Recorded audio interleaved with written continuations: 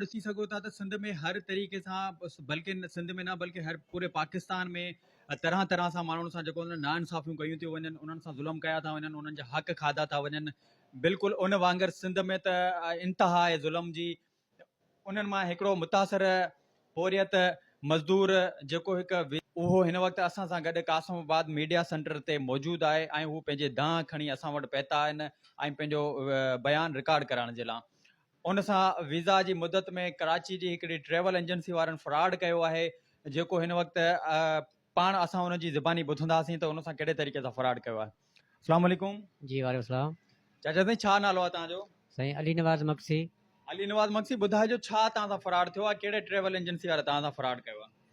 साईं कराची सदर cantt हॉरिज़ोन plaza में वाकई हिकिड़ो ऑफिस आहे विक्टोरी ट्रेवल एंड टूर जे नाले सां, जंहिंमें अमजद नाले पंजाबीअ खां मूं 4 अदद वीज़ा सोलर जे कम जा वरिता हुआ। सो उन ई पोइ बाद में पैसा मूंखां सभु वठी ऐं उन ई कम जो जवाबु ॾेई छॾियईं। ऐं उन खां पोइ अली नासर सियाल ऑफिस जो मालिक आहे, उन खे बि मूं ॿुधायो ऐं ॿिन्हिनि गॾिजी साईं पोइ मूंखे जवाबु ॾिनो। हिकिड़े माण्हू न वियो साईं, उन खे उन कम ते न पिया मोकिलनि, उन जे करे ॿियो 2 माण्हू मूंखे चयूं वठी अचु, उन्हनि खे ॿिए कम में मोकिलियो। उहे 2 माण्हू सऊदी अरब में आहिनि।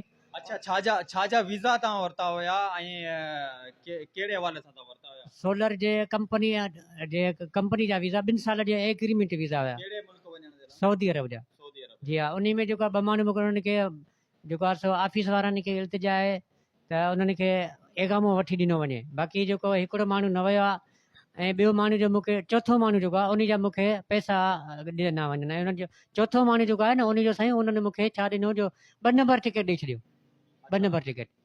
अच्छा, जेका 2 नंबर तव्हांखे टिकट मिली उन ते तव्हांखे कीअं ख़बर पई थी आहे 2 नंबर? साईं उहो मूं जांच करायो, उन खां पोइ मूंखे ख़बर पियो। मूंखे ग़रीब खे ख़बर कोन हो साईं। अच्छा, हा, उन खां पोइ तव्हां कंहिं आला इदारे खे या कंहिं FIA डिपार्टमेंट खे दरख़्वास्त वग़ैरह कई आहे? साईं मूं दरख़्वास्त कराची FIA खे बि मूं ॾिनो, पंहिंजो IG सिंध उते बि मूं दरख़्वास्त ॾिनी ऐं SSP साउथ जेका आहे उते बि मूं दरख़्वास्त जमा करे साईं। का बि कार्रवाई अमल में अञा ताईं न आई आहे साईं, का बि अहिड़ी का ॻाल्हि कोन्हे साईं। मुंहिंजी हाणे साईं जनाब सदर पाकिस्तान सां, वज़ीर आज़म पाकिस्तान, वज़ीर आला सिंध, चीफ जस्टिस सभिनी खे गुज़ारिश आहे त मूं ग़रीब खे जेको आहे पंहिंजो हक़ ॾियारायो वञे ऐं मूंखे इंसाफ़ करायो, मूंसां इंसाफ़ कयो वञे साईं।